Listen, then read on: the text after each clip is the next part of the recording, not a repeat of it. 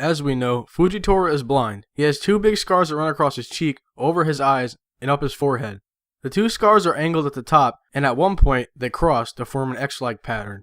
But what we don't know is how he got those scars.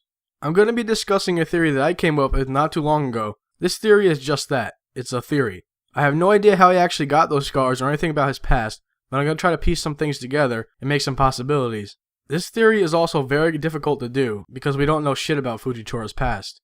So first, let's talk about Fujitora's possible origin. Fujitora is a swordsman. He wields a shikimozui, which is a cane sword. Sorry if I butchered that, I'm not really, I'm not Japanese, so yeah.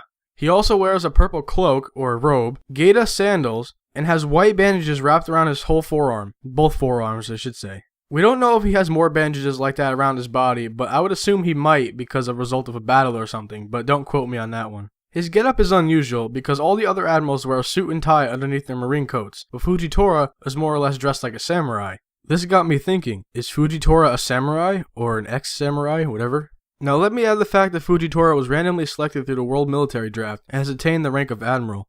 Another big thing to note is that he joined the Navy with the intention of removing the 7 Warlord system. He seems to have a hatred of the Warlords as a whole, whether it's because of the corruptness in the system, like when Crocodile tried to take over Alabasta and what Doflamingo is doing currently, or because he got into a fight with one of them one time. Something makes me believe that Fujitora was a samurai who got into a clash with another swordsman of some kind. Now I'm still trying to think of who it could have been that gave him those scars and potentially blinded him. As a side note, I believe that someone made him blind via those scars because, well, 1, those scars over his eyes, and 2, if you pay close enough attention, his scars don't cross his eyelids, which would infer that he had his eyes open at some point and somebody slashed them out, unlike Zoro, whom has a slash over his eyelid.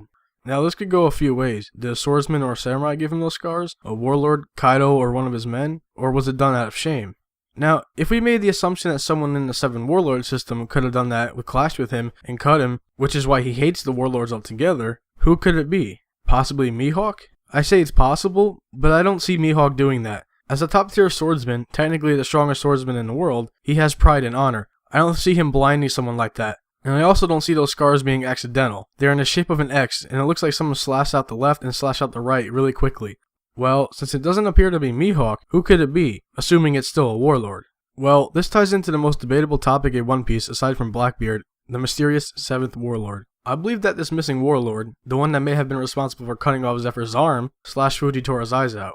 Now what we have seen, and what we have speculated, this warlord is ruthless, and shows no remorse. This also helps me believe that this is the warlord that might be responsible for Fujitora's eyes, because if he is ruthless, he wouldn't care about shaming somebody, he would just play dirty.